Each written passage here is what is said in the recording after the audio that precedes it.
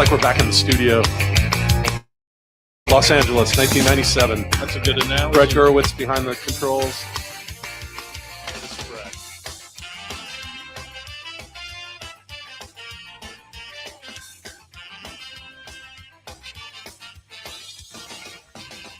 I don't need to tell the truth, but I never lie.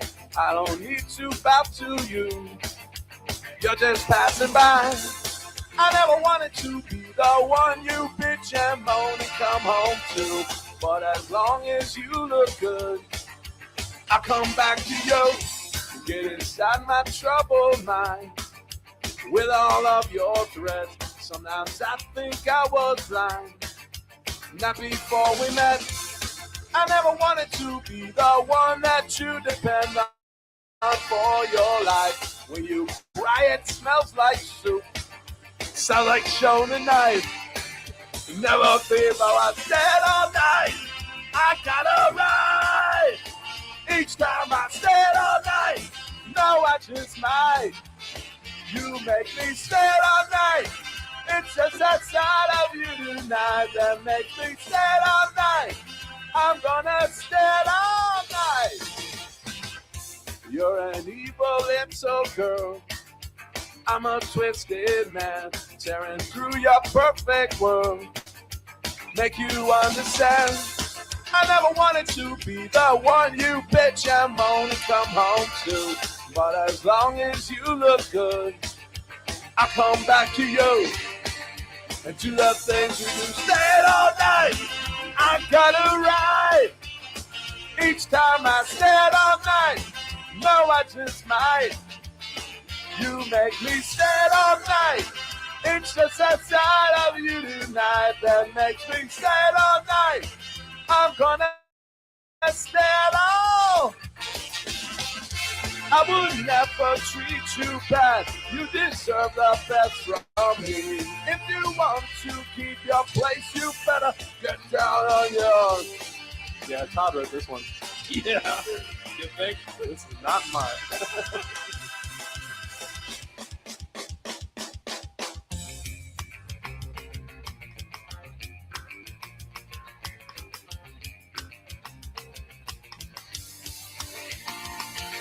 Stand all night, I gotta ride.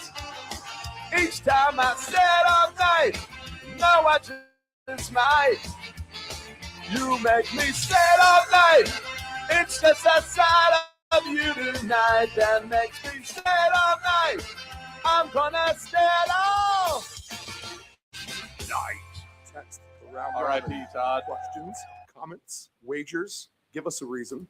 Sleeper fantasy play, your best alternative line, whatever you have. Text the round robin 757 354 5517. And you see by the dawn's early light what so proudly we hailed at the twilight's last gleaming, whose cross stripes and bright stars through the perilous fight o'er the ramparts we watched were so gallantly streaming.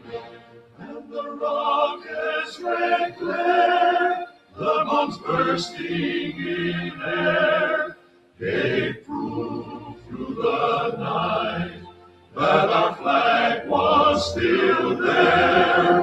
Oh, take us past our spangled banner yet wave, for the land of the brave and the home of the brave. This is the Deep End Broadcasting Network. You are tuned in to the Round Robin with Stephen Murray on Deep End Broadcasting.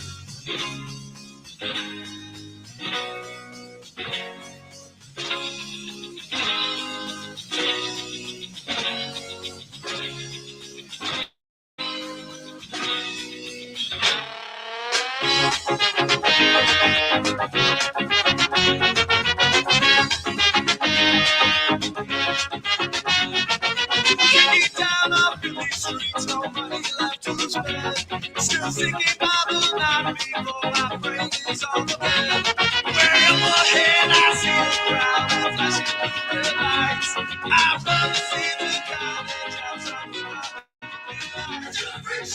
Coming to you from the Deep End Broadcasting Network studios here in the lovely Virginia Beach, Virginia, the United States of America. It is NFL Divisional Playoff Saturday. And this is the Round Robin coming to you live just after 10 a.m. Eastern Standard Time. Good morning. Hopefully everyone's having enjoyable playoffs. Wild card weekend was insane. I think we can all agree to that. Hopefully you got some winners. The show had a good winning weekend. So playoffs just about paid for, really. And we'll try to make it 2 weeks in a row here in the playoffs, as we've said in years past. And if you've been a part of this show for 4 years, the playoffs are basically the bread and butter of what we do. And almost like a celebration in a sense that it's the end of the season. And things just seem to go our way pretty good this time of the year. I think that's experience. I really do. I think that's all the years we've been doing this and,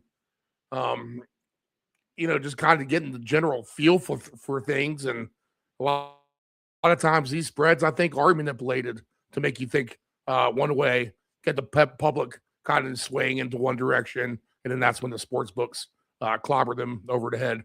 Shoot, last weekend, I thought that the sports books basically ran the table. I read one article where they insisted that the public won and the books got killed. I don't think that was the case. I think last week were the oddball circumstances. I know everybody had the Jaguars in the over. The Bills in the under were to play. They came in. I think a lot of people had Green Bay. The Bears backdoored that.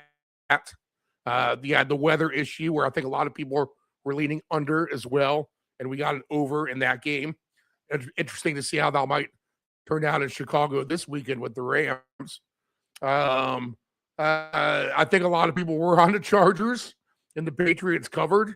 I mean, that's the only talk I heard was Charger. And then I don't think you got the heavy action on Houston per se. Now, the books say that was the one big loss that they had, but I think they more than made up for it through the course of the weekend. And as buyers and bettors, again, it's never the worst thing to be on the side of the sports book this time of the year, especially with these standalone type of games. That being said, I think the public has a chance this weekend at one or two things, and we'll look at those as we go through the weekend. We'll do the 2 games today. We'll do the 2 games tomorrow. Airtime for tomorrow's show is at 9 a.m. Eastern, a little bit earlier. So we'll go through the heavy slate of picks and every angle you can think of. Dave Dolgrandi will be on with us both days. We'll get my man Nick Athen on tomorrow. We'll have the return of the Ant-Man at some point, me and nephew Dave, and we'll go ahead and pick through all the angles. I definitely have things that I like. My first opinions haven't swayed too much from the beginning of the week. I did unload on my first opinion bets.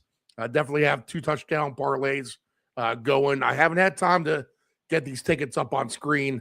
When we get Dave Dolgrandi on here in a few minutes, I'll go ahead and pop 1 or 2 of those up on there for you. But there are a lot of long odds on a few things that, man, you just can see actually happen, especially if you can zag and not zig. Then if some of that zag type of stuff kind of comes through today and tomorrow, then you're looking at some big payouts. And we'll go through all that. I'd hate to tip it off right now. I'll say this. The Patriots are my bread and butter, right? That's been my team forever. And Josh McDaniels, knowing the game plan there and how we've always used multiple running backs in the past in the playoffs. Go ahead and look up the Travion Henderson receive number right now. Look that up. In fact, do you want me to do it for you? It was 4.5 yesterday. I hate to mention this right now because every time I say this, these numbers blow through the roof before I can actually get my hands on them a little bit more. Let's see. Travion Henderson is at 4.5 receive yards. What happens if he gets 30? You don't think he can't catch the ball in the flat and get a couple of long runs? perhaps against the pressure defense. 30 yards for Travion Henderson is at plus 880. All right, so that's the type of thing we're talking about this weekend.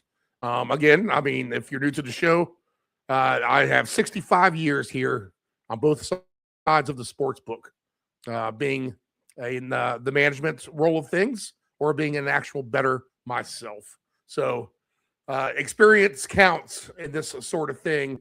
And I think our word is going to be, hey, I'll say this. There's a lot of young influencers out there, as the kids say, or as they proclaim their profession. Sports market analyst, whatever you want to call yourself. There are a lot of sharp things, and I'll give some of these youngsters props for the way that they think and outside the box. The only way we're going to make money here, people, again, if you're new to the show, is to parlay some of this crazy stuff together. Now, if we get like 3 880s and put $10 on it, trust me, it's going to turn into a fortune, and we'll be able to lose that many more times before we're in the red. If we turn $10 in the 3,500, what did we do last week? $6 in the 2,200 or something like that. A $6 bet. That was with, let's see here, the night game, right? Yes. We needed Jordan Love to get to 250 yards and Golden to get one more reception. And they got that back-to-back in that crazy game in the fourth quarter. So that paid, that was, I think, one of those bets that paid the majority of the 2,200. There's two different bets. I think a $6 bet won us like 1,500. Okay, so if you can turn $6 to 1,500, how many times can you lose that $6? It's it's actually 300 times if I do my math real quick. Just about 300 times, right? That would be 1,800. It'd be 250 times you can lose $6 before you get into the red if you win one time at $1,500. We will do that, especially with playoff football. We expect to win again this weekend. Big futures as well. Big future, big bet alert on the Patriots to win the AFC and Indiana to win the national title. Those futures placed weeks ago on the show and documented on here, probably October at some time. So we'll try to root those home in the straight up fashion themselves. So we got a lot to get to. First thing we usually do is do the updated lines and look at the weather. We'll do it for all the games right now. And then what we'll do is get our man Dave Del Grande on here from Castro Valley, California. We'll spend about an hour with him. We'll catch up on the world of sports and dissect these two games. And then we're off and running with the picks for this program. All right. So right now, game line. I'm queued up on this Patriots game, but just to mention that real quick, there have been 3.5s out there. I still see a 3 at one book and 40.5. So that is my current line for the game at Foxborough. Going to be cold. And the chance of rain, too. We could get snow or perhaps rain. 60% chance, they're saying. So let's pay attention to that. Could have a fun weather game there. Today at Denver, 38 degrees and sunny, winds at 10 miles per hour. That is the game with the Bills and the Broncos. The Bills opened as a 1.5-point favorite. Last couple of days, it is now swayed to Denver minus 1.5. And I also see it 46. So a little bit on the under, perhaps, coming in. And then we have Seattle at a flat 7, over under on that game, 44.5, 45, 45.5. I see out there as well. The Niners were catching 7.5 at one point. In fact, let's see if they are on this book as well. Be interesting just to get the numbers. I see 7 on this book as well. And now I see 44.5 on this other book as well. So 45.5 is out of here. And weather not an issue either here at Lumen Field tonight, 50 degrees. and 3-mile-per-hour winds. So fine football weather for those two teams who know each other oh so well. And then the cold game tomorrow right now, 17-mile-per-hour winds. Not the craziest. It's not like it's a wind tunnel. And 21 degrees at kickoff for the Bears and the Rams. Right now, I see the Rams as 3.5 or 4 and 48.5 as a total. Do I have a 48 out there? I do. I see a 48 as well. So there's some spreads out here that vary by half a point or so, particularly in this New England game and the Bears-Rams game tomorrow. So keep an eye on that. Always, don't buy. If you want to lay 3 and not 3.5. So keep that in mind as always. All right. Do we want to build a ticket with you guys? Well, wait. We got some soccer action going on. Let's. I'll keep an eye on that. The Premier League picks. Let's see. Can I give you a live play right now? If you want to get involved, let me take a quick look at the EPL. We're getting a good number on Fulham, and that game is 0-0, and Fulham is 2-1 odds to win that game. Maybe take a shot on that if you're bored. The one score I do see, West Ham on top of Tottenham, 1-0. Interesting. All right, and then I also have a couple games going on in the championship.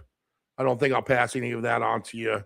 I won't make you dig for any of that. A couple goals early, though, if you have Norwich and Hull. All right, let's go ahead and pipe in Dave Delgrande. He is the OG of fantasy football, guys. The first person ever employed by ESPN. All right, covers the Golden State Warriors, writes for Deadspin, writes for Field Level Media, senior analyst at Stat Factor, Mr. Fantasy, the guru himself, the all-knowledgeable, every week with his great picks on this show, our man, let's pipe him in now, from the West Coast, Dave Delgrande. All right, let's start with a mixed bag of sports. Maybe something's on your chest. Maybe you don't care about any of this. I'll let you pick the path. Maybe it's something I don't even bring up, but I'll try to think of the hot topics at the moment. Probably the biggest sports wagering scandal of all time, I would say, is developing. What else do we have out there? The Dodgers get richer again. We have LaMelo Ball shooting one-legged three-pointers in Los Angeles. Anthony Davis hurt again. College playoff on the horizon. Golf starting again. San Jose Sharks get revenge on the Capitals after giving up 7 goals inside the Shark Tank locally to you not too long ago. Pick your poison. What's sticking on your mind? Anything on your chest? Anything you need to vent to the world at the moment? Well, not that it's a controversial subject. You mentioned some good ones there, some bad ones too, by the way. The college football championship game should be very interesting. I mean, I'm not sure it's going to be real competitive, but Miami's done very well, obviously, getting to this point, and they're very strong in the line offensively and defensively, which usually makes a difference. I'm not sure that they can hang in there with Indiana, but they are a different kind of team than Indiana saw last week. Oregon's more of a fluffy, spread the ball out and try to outrun you to the corners. Yeah, they're a little soft. Miami's hard. Yeah, the exact opposite. But then again, Indiana dealt with Ohio State, which is much more of a power team. And I mean, not that they blew out Ohio State, but they did win that game. So I think they can handle that. To me, the intriguing part is, as a Raiders fan, the Raiders have the number 1 pick, and there's a big debate on what they should do with it. And I think that debate is swinging toward keeping the pick and taking Mendoza. and which is something I'm not in favor of. I mean, nothing personal to Mendoza, but the Raiders are a bad team, typical of what is drafting number one. And yes, they need a quarterback badly, but they need 16 other things badly too. And this, we've seen this many times in sports where a bad team drafts a quarterback and then the quarterback gets killed. And it's, they wish they had gone in a different direction. I think if I were the Raiders, I'd make it a 2-year plan. I'd try to beef up, because they have money to spend this offseason as well. I'd try to beef up as many other things as possible. And, I mean, this is a team that has Bowers at tight end, right, has Genty at running back. I mean, they're all set at those two positions, but you can't find more than two other positions on the field. Crosby obviously is a very good defensive end, but, I mean, they have terrible wide receivers. I mean, far and away the worst wide receivers in the league. They have a below average, and that's generous, offensive line. And they have a very average defense that didn't play well last year, even though Pete Carroll is known more as a defensive coach. So if I were, and yet I think that even I'm swaying toward, all right, I'll consider it based on how great Mendoza looked in that last game against Oregon. And so I'm curious to see, how great he plays again this week. And if he does as well as he did in the Oregon game, will I change my mind and say, you know what, I don't care how many openings they have. This guy's the real deal. They got to take him. So that's what I'm looking for in this game. I'm looking forward to that. I like Indiana. The thing about both of these two teams is they're both grown up. There's a lot of older players on both of these teams, which I think separates them from everyone else that we've had in the playoffs so far. I mean, you got some older statesmen out there on both sides of the ball in the line, 23-year-old, 24-year-old, whatever. That helps. Oh, no doubt about it. I was shocked when that kind of came to light. Not that it's private information, but when they talk about how old the Indiana team is, wow. It's amazing. It's, they got 25-year-olds playing against 18-year-olds. Right. And who's the Ole Miss quarterback who's obvious, his stock is up too. He just tried to get like a 6-year of eligibility. And I don't know why he would even try to do that. He should go to the draft while his stock's hot right now, to be honest. He won't get picked any higher if he goes out and does any worse or any better. Maybe a slot or two if he's better. But we've seen it before where guys stick around and it ruins their draft stock. So he should go while it's hot. I agree with that. I also think that the fact that the Oregon quarterback's returning to school affects things as well. I mean, you talked about the Mississippi quarterback. It moves him up the pecking order one spot. The fact that one of the competitions has dropped out, which is is an indication that this would be a good year to come out. It also impacts the Raiders' position. And now, I mean, to me, there were two choices for the Raiders, even though I don't think Moore's in the same class as Mendoza. But some people do. He's a different style, and, that some teams prefer. But now that he's not in there, if you want a quarterback, a top-flight quarterback this year, you have to go through the Raiders. I mean, before it was, if the Raiders take a quarterback, we can still move up to number 2, get that quarterback and pay less to move up. Well, that's no longer an option. Now, if you want the quarterback, the one and only superstar who appears to be on the slate this year, you have to deal with the Raiders. And so the value of that pick just went way up.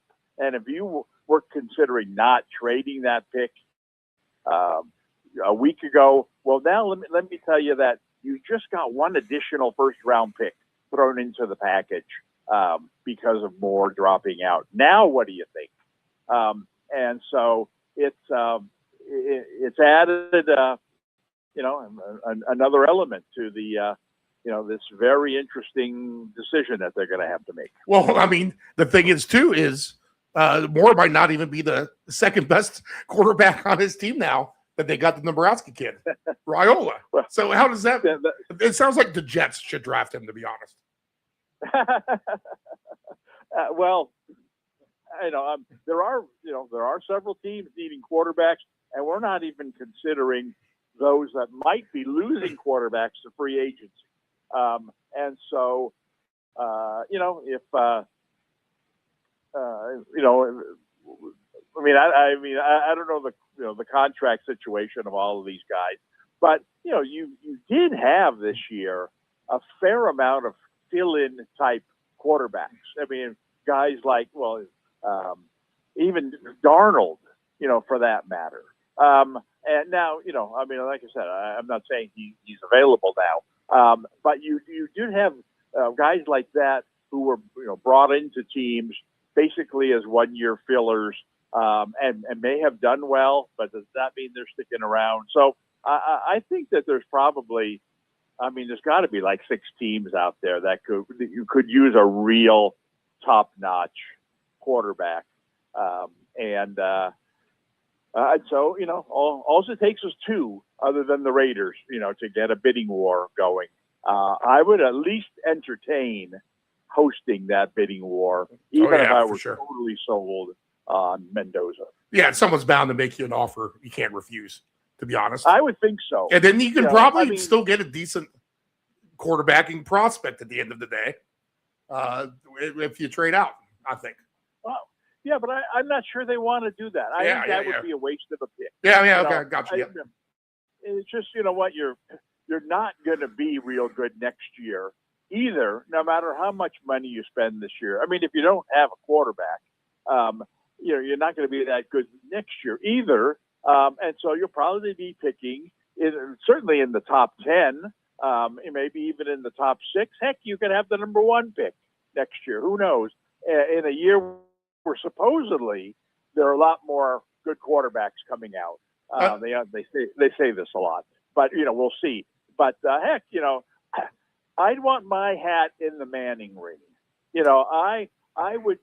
I'd leave that door open in case imagine drafting Mendoza. He has no help, and he gets injured, and you end up with the number 1 pick next year. Well, you're not going to take Manning? No, you have to. So you've wasted your opportunity the year before, because you were short-sighted. I just think, I keep my hat in that ring. I wouldn't, there are a lot of decent quarterbacks. Look at the backups this year that came in and performed well enough that, I'd take Mac Jones as my quarterback next year, Malik Willis. Some of these guys who came in and did real well, and now we're back. Mac Jones really, he makes a lot of sense with Brady. To be honest, they have something going back, and to think that Brady isn't going to put on the shorts and go out with whatever quarterback he has and try to turn him into, like the perfect example would be, if he could turn like someone like Kyler Murray into a pocket quarterback who can just chuck the ball down the field after 3 steps and getting rid of it, and instead of running around like mice on the field trying to pitch it everywhere. That would be the ultimate kind of project that you wonder if that could actually work or not. Well, they don't seem compatible. Right. They're they both don't, but types. Yeah. I can't imagine Brady saying, "You know what? After being the least athletic, most systematic quarterback in the history of football, I'm going to now endorse the best athlete, who might be the dumbest." It's like the exact opposite. So I don't. You wonder if Kirk Cousins makes sense. Yeah. That's exactly what I was going to say. The problem there is, I mean, if I'm money. Kirk Cousins, no. Well, Yeah. I mean, if I'm Kirk Cousins, I'm looking at even a team like the Raiders. You know they're going to draft a young quarterback, whether it's this year or next year. Would I really want to go to that situation? Yeah, where he should be used to that now. I'm going to be right, but you see what happened to him in Atlanta. Right. I mean, he went there and he sat on until this guy got hurt 2 years in a row. He sat on the bench. Would you like to do that? Right now he's a hot commodity. He can play for a lot of teams, but if he goes to the Raiders and now all of a sudden they draft Mendoza. And everybody's clamoring. We want Mendoza, the number one pick. We want him in there. They put Cam Ward in there, and then okay, we'll put Mendoza in there. And here you've got, you've got, a backup quarterback for the next 2 or 3 years that looks around the league and says, you know what? Why didn't I go to the Jets? Why didn't I go to one of these other teams? Arizona, why didn't I go to one of these other teams where I'd be playing? So I'm not, someone like him would have to have second thoughts about joining the Raiders. All right. Yeah. Any of those other topics or anything else you want to get off your chest before we go? Well, another one on football is, the coaching search. You know what? I'm right. Yeah, I didn't even bring that up. Yeah. Yep. On the Steelers situation, I think they totally screwed that up. You had to know for a long time that this might be his last year, right? And so, and like you so brilliantly spelled out in the past, the no-brainer handoff would be to the Notre Dame. Yeah, they got to wait 2 years for that to happen. You bring him in, and it's just a perfect handoff, and you don't worry about it for the next 15 years. But for that to have happened, they needed to start planning ahead 2 months ago. You can't just have your coach leave right in the middle of the college recruiting. Yeah, and he might have the best team now too, from what I read. Right. And so he went from all right. He might consider a nice offer if we made this ahead of time. He's able to get his ducks in a row. Tell his insiders, all right, look, I'm leaving after this year. I want you to stick around and be the coach. I want you to stick around and do this, and kind of grease the wheels for this to happen. But to do it at this time, it just went from, okay, a possibility to, man, there's just no way this can happen, unfortunately. And now they're stuck going with some kind of plan B. That won't be nearly as good.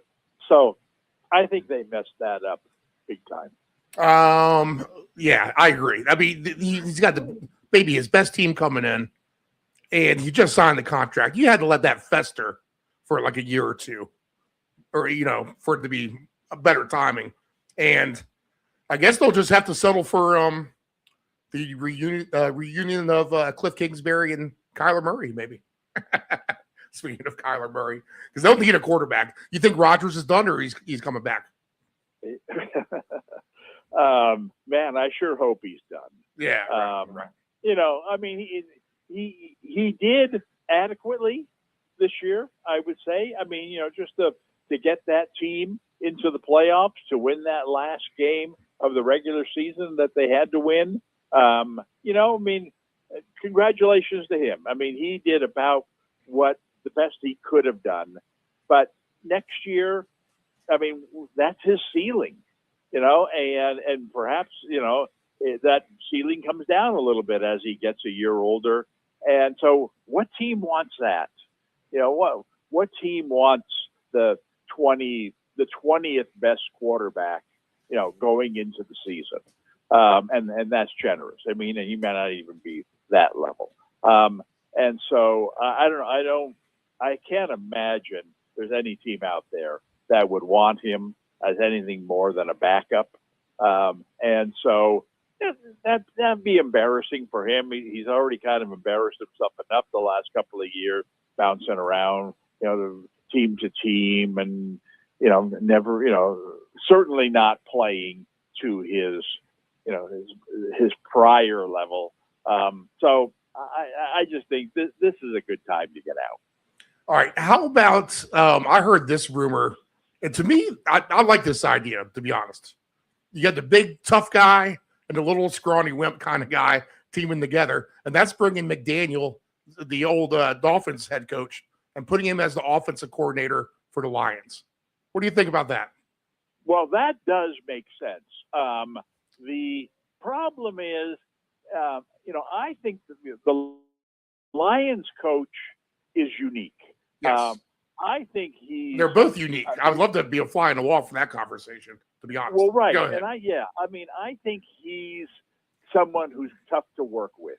We already saw that this year, where he brings in this new coordinator, and they weren't embarrassing. I mean, they weren't up to last year's standards. They were okay. They had a very, very tough schedule this year, and they lost some games. And next thing you know, he's demoting his coordinator, who's been doing it for 8 games, and puts himself in that position. And I just know if I were an offensive coordinator, especially someone of McDaniel's level, I don't want to go in there and have to be called on the carpet by this guy every time I run the ball on 4th and 1 because he stupidly went for it, instead of throwing, and then fear for the fact that, 8 weeks in, if, things aren't going well, that he's going to demote me to, backup water boy. I think he needs much more of a, yes, sir, we could do that, sir. Of course. Yes, of course we'll do that, kind of an offensive coordinator, and not, not someone. I just think McDaniel is too good to be in that position. All right. Let's see here. Let's reflect a little bit about last week. But actually, let's play the guessing game. And this kind of reflects the last week too, because this player had a great game last week. But there's one player in my mind for every team that's playing that has been such a good X factor for their team. I'm definitely not sure this team would be where they are without him. Now, it's not like a superstar like Nakua or someone like that, but this guy's played his role phenomenal. I don't think it's under the radar per se, but man, I can't say enough good things about him. You have any idea who I might be talking about? I mean, just one player for all the 8 teams? Yep. Wow. Yep. And he played last week. He played last week. Okay, so,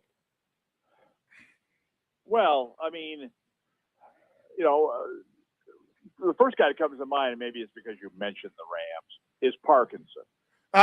Close. Yeah. I would so say.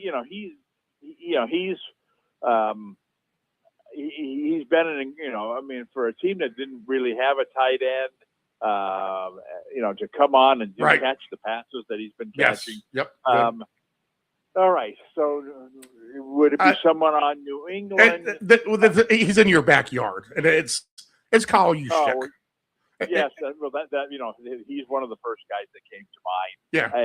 And I agree. It is kind of amazing that when he's been put in a situation where he needs to do more than block, he finds a way to do it. He'll catch you that couple of key passes in each game where, he had 2 catches for 12 yards, big deal. Well, they were all on, both on 3rd and 5 and kept drives alive. And now that Kittle's not in there, he becomes, you wonder if he could be every good as tight end as Kittle. Yeah, I think so. He certainly appears that way Last week he caught some really nice passes. Yes, I mean, he's definitely on, big time on my radar this week, because the Seahawks, are one of the worst teams in the league at defending passes to backs. And McCaffrey got targeted. Not that he doesn't get targeted a lot anyway. 7 times when they played a couple weeks ago. It's tough to move the ball on Seattle. These teams know each other well, but here's kind of a secret weapon that you haven't seen in full force before, and it attacks you at your weakest point. I think he could have a really nice game this week. What I love about what Shanahan does with him is he puts him in motion, and then he starts him from the line, and he kind of rounds him back at the angle, back into the fullback position, where he's not moving forward necessarily to have like a procedure penalty, but it's almost like he's gearing himself out of the starting blocks to kind of keep that momentum going of his motion, and he gets that little extra torque, leverage, and power to go through on his blocking. That's a great way to have you check kind of started off in the blocking scheme and getting him kind of in that motion play, as opposed to having him just kind of sit stagnant back there. I don't know if you noticed that or not. Well, yeah, absolutely. Yeah. And it's kind of, I wouldn't say a pet peeve of mine, but it's a rule that the NFL, I think, needs to change, or at least. So it looks like procedure to you. Eye on, yeah. And that is guys moving toward the line of scrimmage when the ball is snapped. Right. Either allow it, like they do in the Canadian Football League. Right. Or enforce it. Because you see this, a dozen times a game where a guy goes in motion and clearly he's headed toward the line of scrimmage almost every time. And I'm wondering whether I just don't know a rule that, because almost every time when someone circles behind the quarterback, like from one side of the field to the other side of the field, behind the quarterback who's in a shotgun position, he almost always arcs it. In other words, he starts running backward, but by the time he gets to the right side of the field, he's moving forward. And it's like, is it because he's behind the quarterback that the rules don't exist, that he can't be moving forward like that? Because clearly he's moving forward. And it just seems to me, almost every time you see a guy going in deep motion like that, he ends up moving forward before the snap. I'd like to see the league do away with that. And whether it's just you're allowed to have one man moving toward the line of scrimmage at the snap of the ball, or whether you're allowed to have all your people in the backfield moving toward the line of scrimmage, when the ball is snapped. I think that would add an interesting element. And, they're always looking to add more offense to the game. That would add an interesting offensive twist to the game. And at the same time, do away with this, why aren't we calling penalties on this penalty that, that it does look weird. I just assume he's not doing it, but I mean, he maybe he is. It does look like it, right? Well, yeah, I'm not necessarily talking about him. I'm talking about, it's because if you're a guy who starts on the left side of the field and you're standing in front of where the quarterback is standing, and so if you go in motion and you circle behind the quarterback, you're already, 8-10 yards off the line of scrimmage, right, and headed in a negative direction. Correct. The longer you keep running, the more negative you're going to get. Yes, all right, makes sense. By the time you get to the right side of the field, you're going to be 10, 12 yards behind the line of scrimmage, unless you cheat and start moving forward. And that's what these guys do a lot. So that's that's my number one rule change. This would be my number 2 rule change for next season would be to do something about that. Like I said, I'd at least say, all right, one guy is allowed to be moving toward the line of scrimmage. The other one is they absolutely, positively need to get the lines on the field like we have on TV.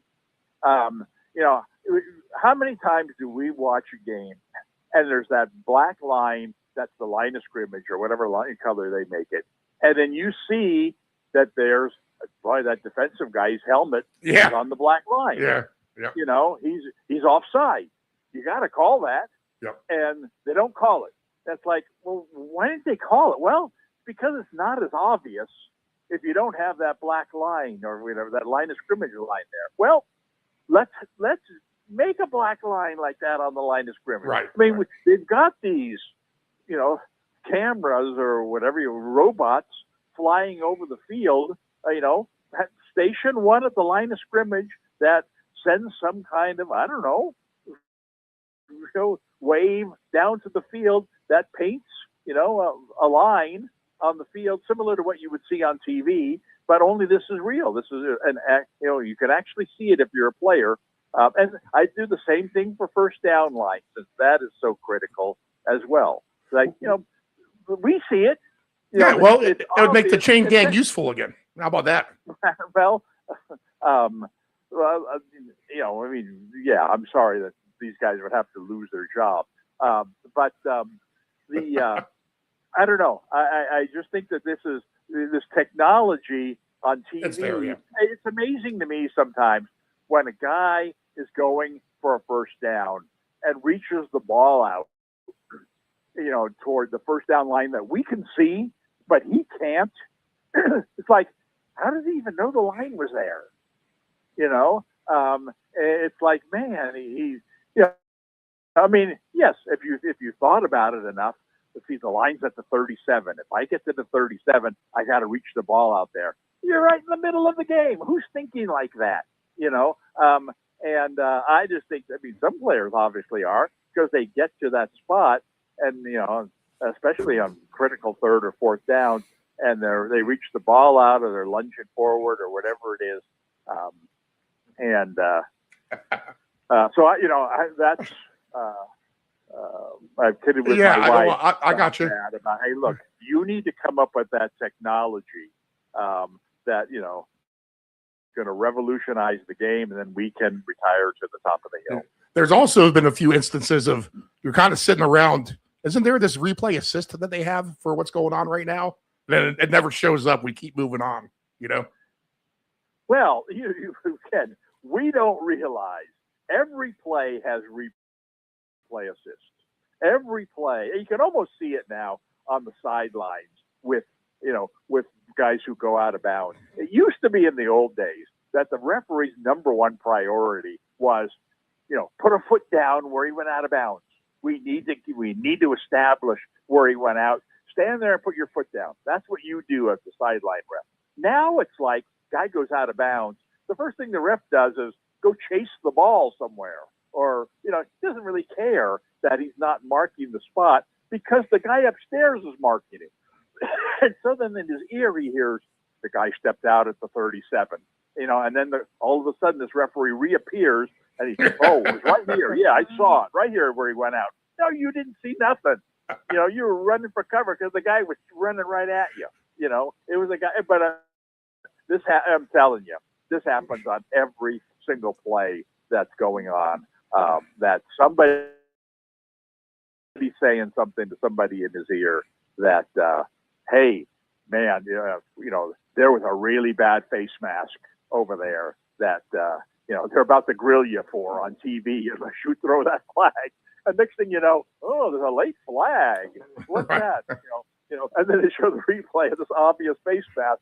Like, geez, you know, why was it late? That should have been thrown a long time ago. Well, at least they got it right, and it's the guys upstairs. So, so now what? You know, we've gone so far down this rabbit hole. I got to say one other thing, and that is, I think they screwed up on the critical call of the entire weekend.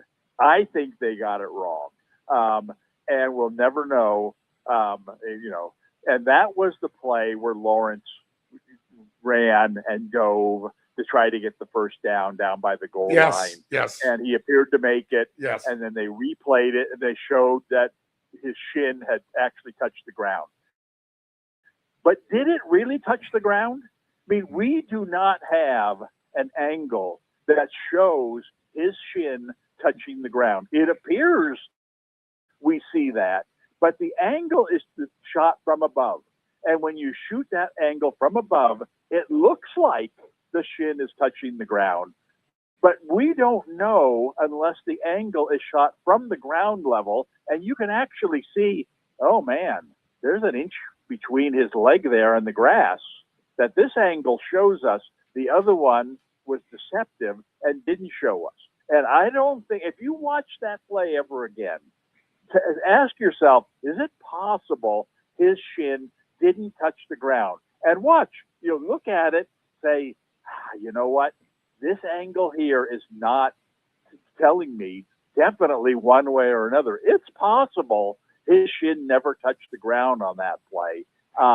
And that's, there's nothing you can do about it except get back to the point where they called it a first down on the field.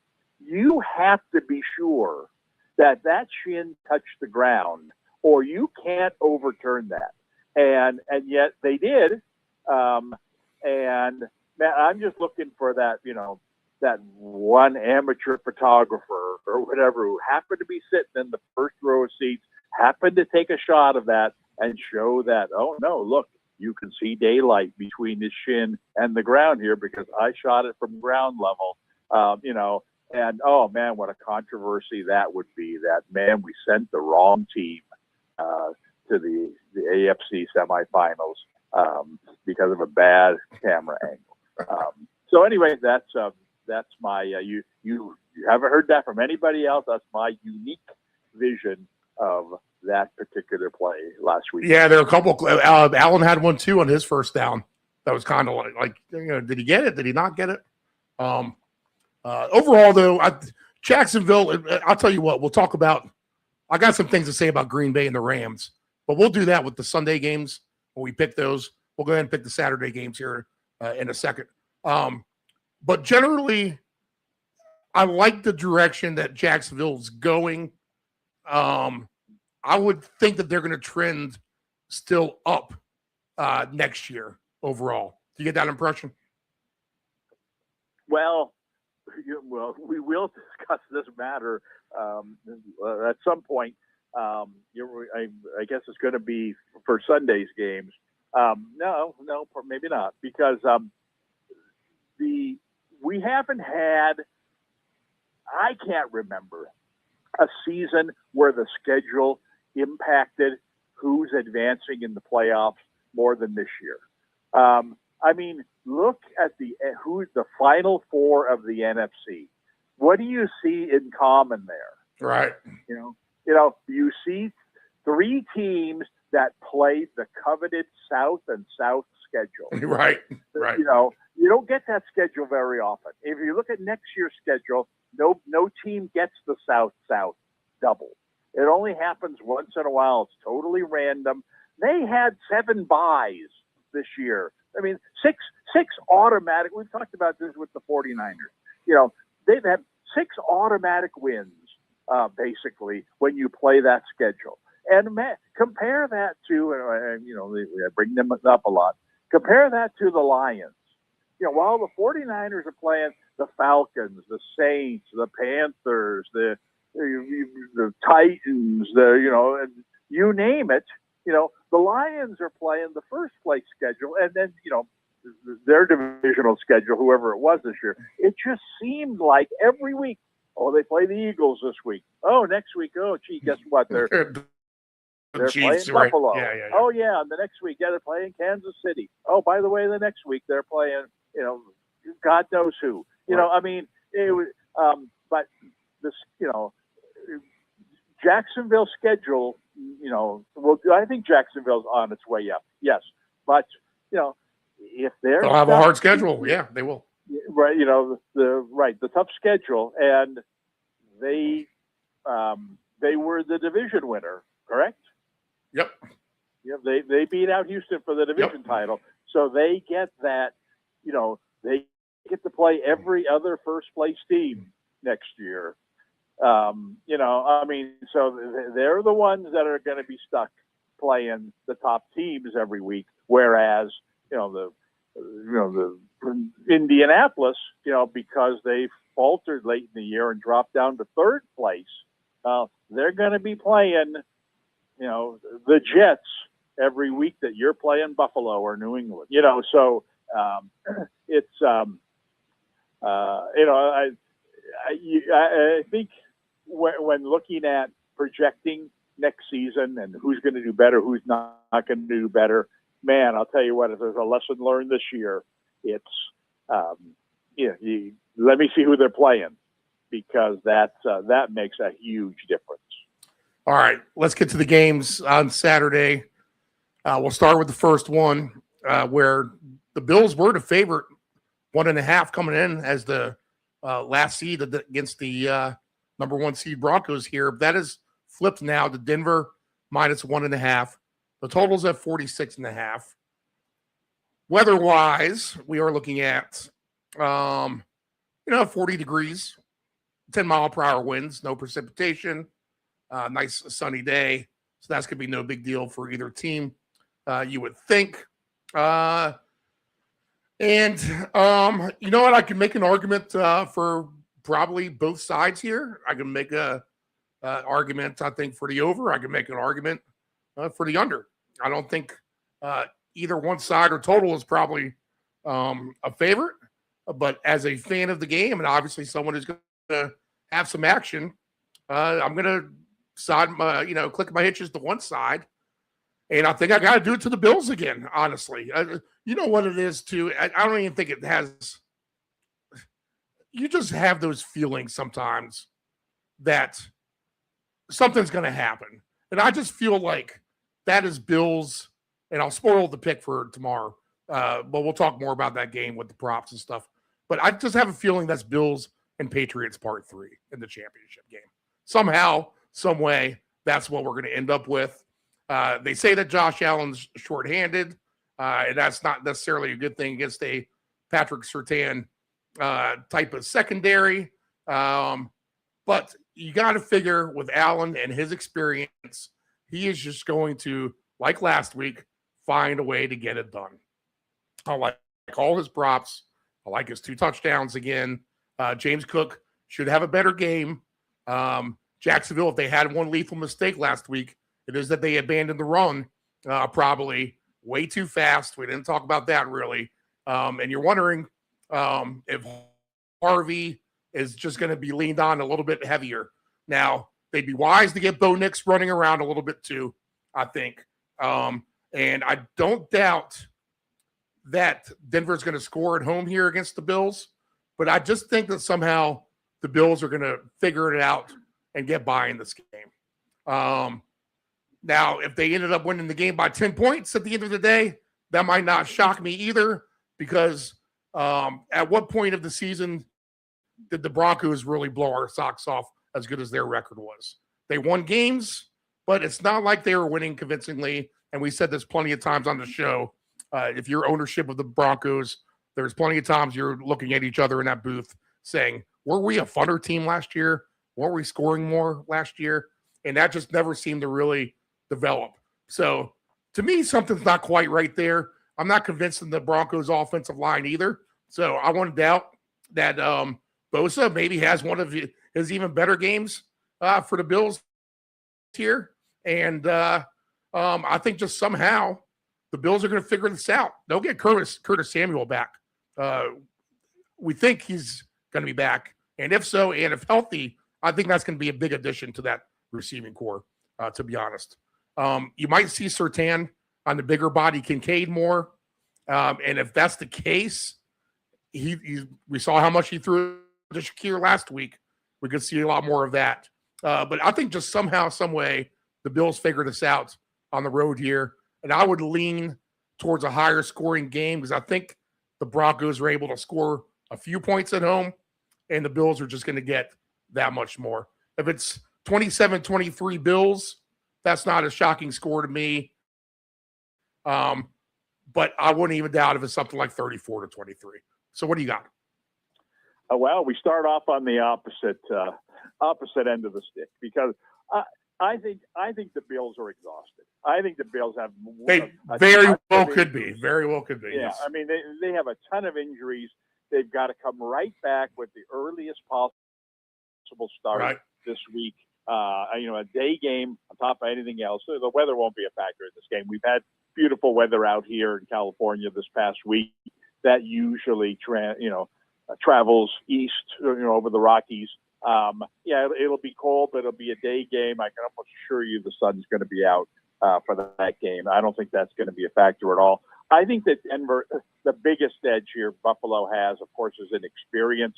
Problem is when you get to this point and you're an inexperienced team, what the thing you're most not used to is how good teams tend to be defensively at this point of the season. Well, that's not Buffalo. Buffalo's the worst defensive team left here by far. And that's a huge break for Denver. I think Denver, with their young quarterback and their young offense, they're not playing the Texans here. They're not playing Seattle here. They're not playing something where, oh my God, one mistake, and we could lose this game. No, this is going to be, should be a higher scoring game, kind of similar to a regular season game, except that Denver, I think, just has way too much. They didn't play last week. They just will have way too much energy for Buffalo. Again, a negative that you kind of pointed out. One of the negatives for Denver is Denver's got this shutdown corner, but Buffalo doesn't have a wideout worthy of putting him on. In other words, if you're playing Seattle and, you think, okay, Surtain, you just go with Smith and the Jigba no matter where he goes. Well, Buffalo, you mentioned, their best weapon might be their tight end. You're not going to waste your top corner on the tight end. Shakir would be their top weapon then.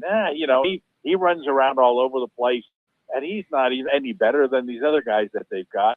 So if they don't throw to him all day, they're throwing to other guys who are just as good. So I don't think that ends up being a big advantage for them. I just think that Denver is going to be able to comfortably get their offense going, and that's the big thing here. The young quarterback, how will he handle the pressure of this situation?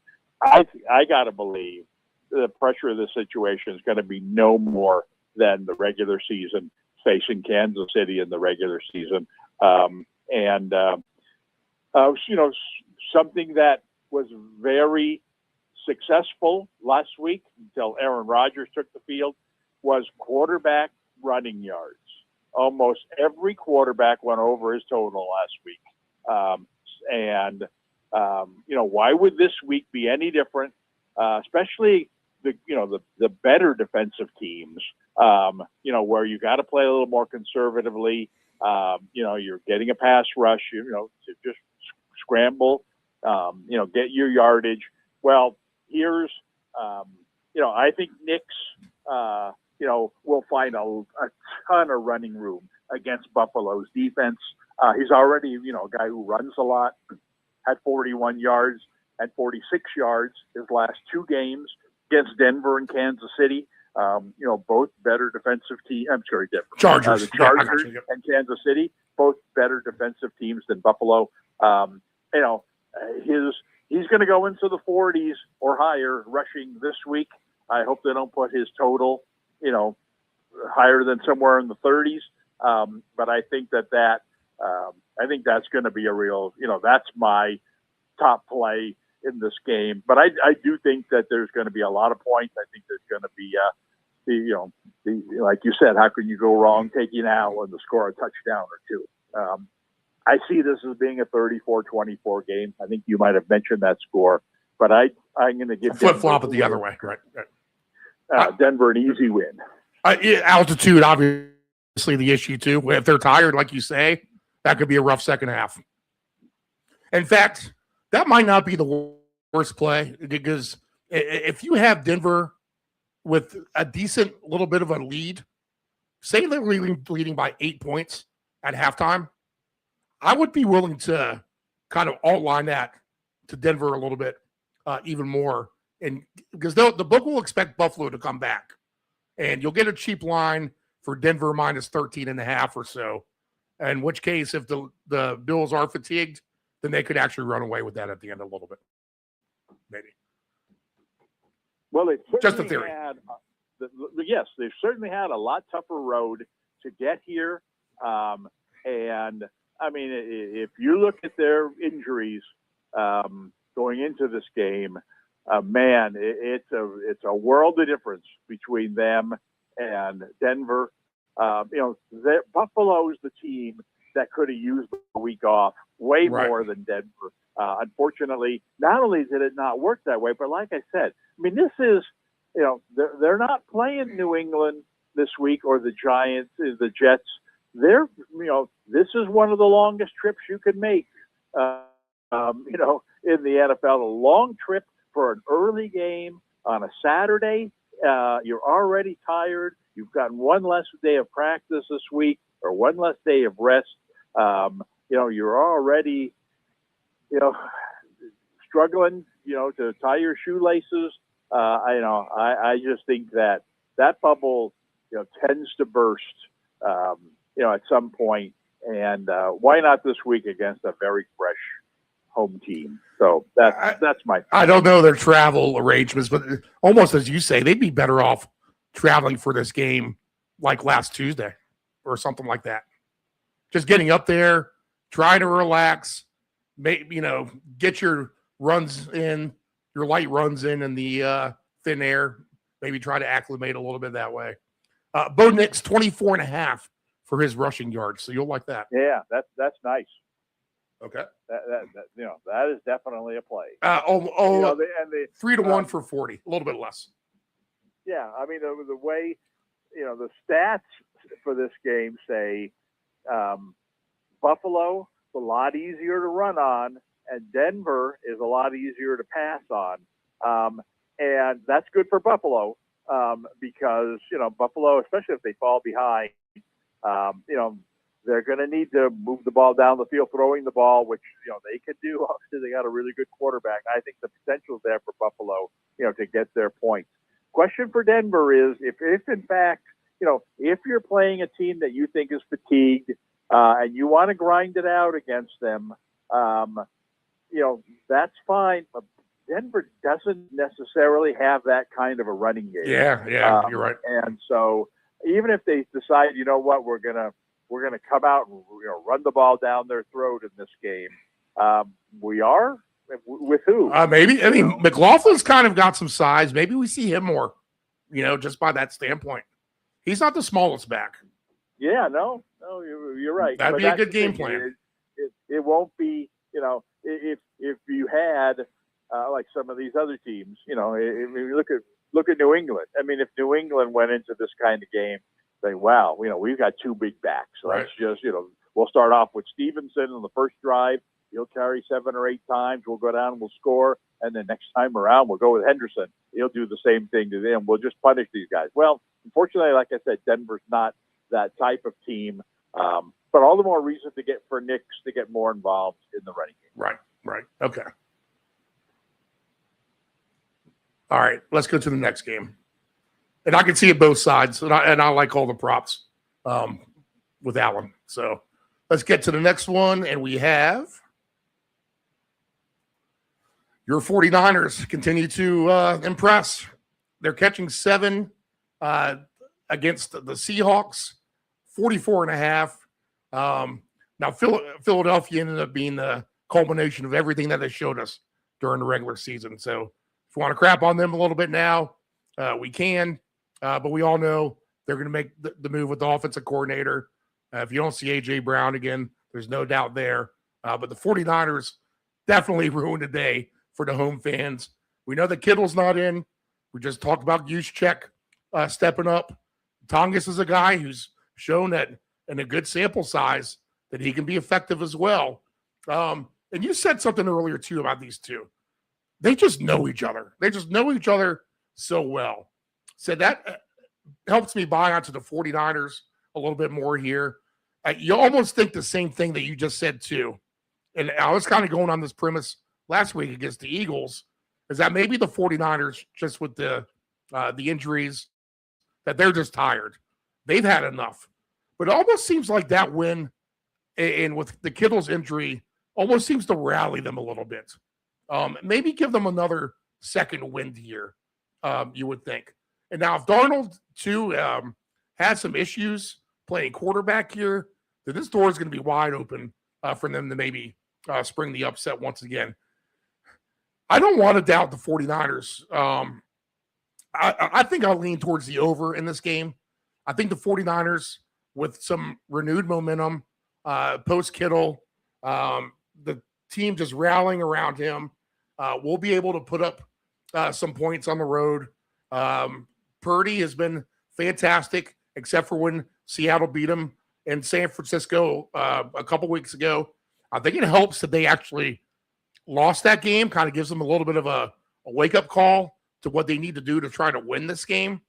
And if Seattle and Darnold show any signs of Darnold's past, the ghost of Darnold's past here, then they could find themselves in trouble. Seattle should be the better team and win this game. But enough of a good game plan for Shanahan, and still some good pieces out there. So you see Robinson stepping up when he had to. Now we'll get Pearsall back again, it looks like. You still have McCaffrey. So still a lot to like about San Francisco. I think the over is the better play of this game here.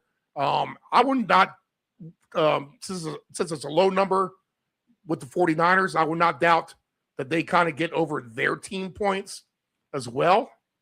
Their team points right now sits at, I saw it earlier, I think it's at, 18.5. I think they definitely get to 20 and maybe even closer to 27. Whether 27 points is going to be enough to win it, I'm not sure. Give me Charbonnet for a touchdown on the side of the Seahawks. Give me Juszczyk for a touchdown for the Niners. He'll get his again. Maybe he'll just run over someone again to get into the end zone. You got to like it when a guy doesn't try to run out of bounds and he's looking to run someone over. That just gives your team all that much more momentum. And I don't doubt we get a Tungus touchdown. Purdy for sure on his rushing yards as well. We got to go back to that ball of wax. 17.5 for him is going to be really, really cheap. So I like the Niners to hang tough here, whether they win or not. I don't know. I just don't think Seattle's going to run away with it at the end of the day. And I'll lean over. So what do you like here? Well, I agree with basically everything you said.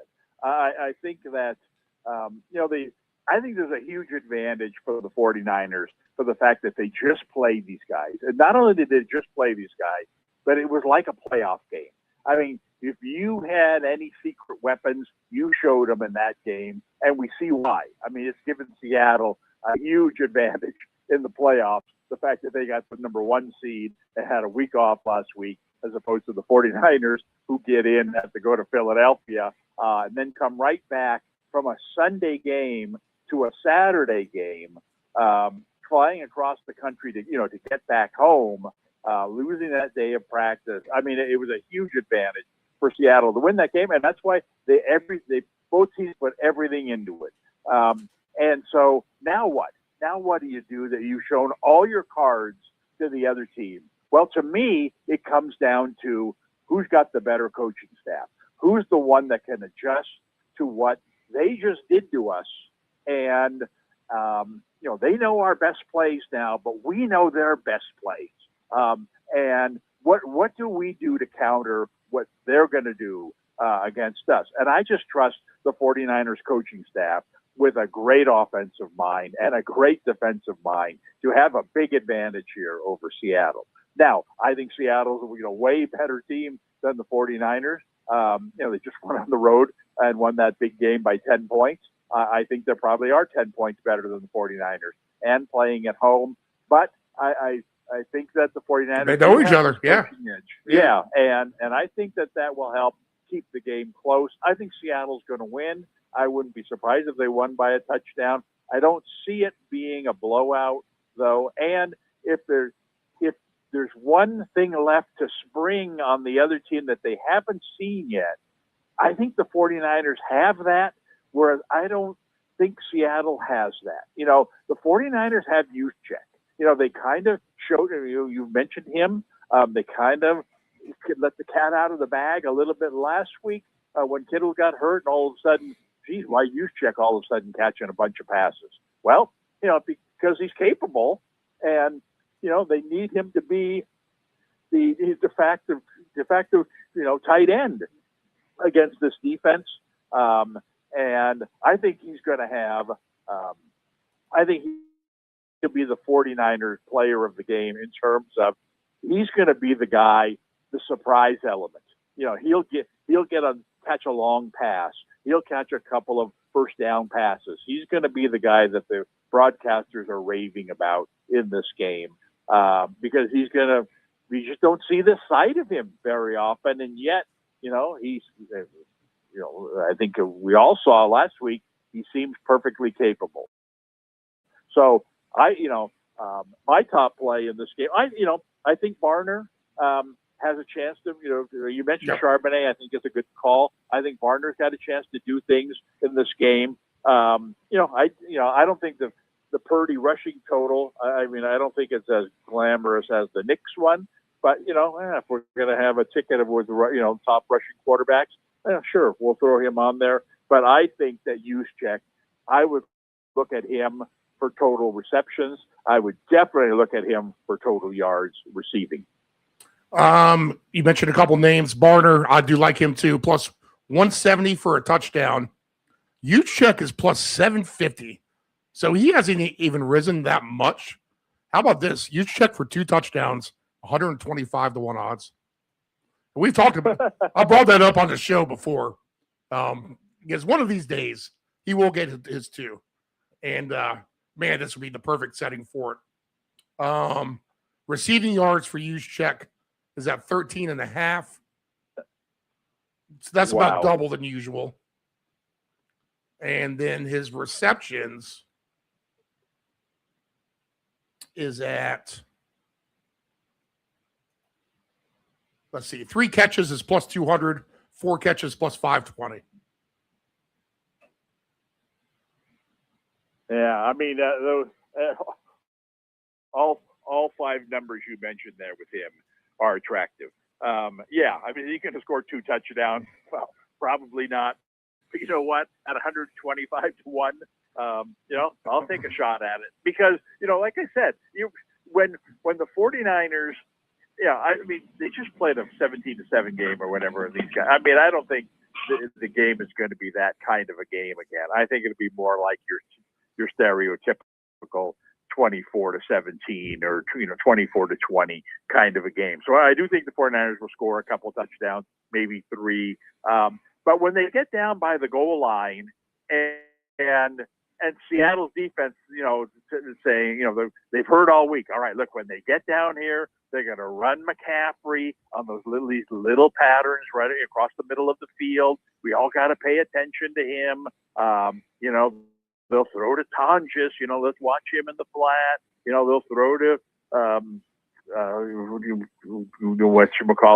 guy with the orange hair.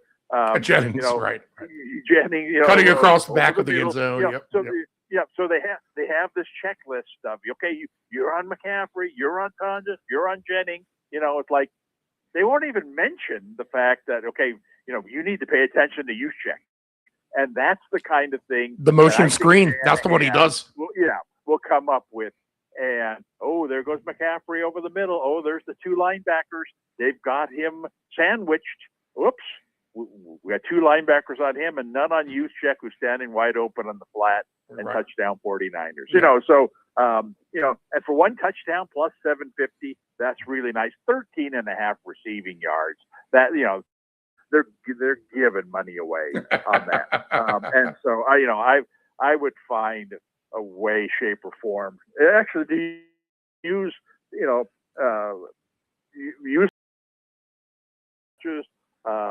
in different kinds of parlays. I think that I mean, even just straight up, I yeah, like to focus on one thing rather than to play 8 different things in the same game.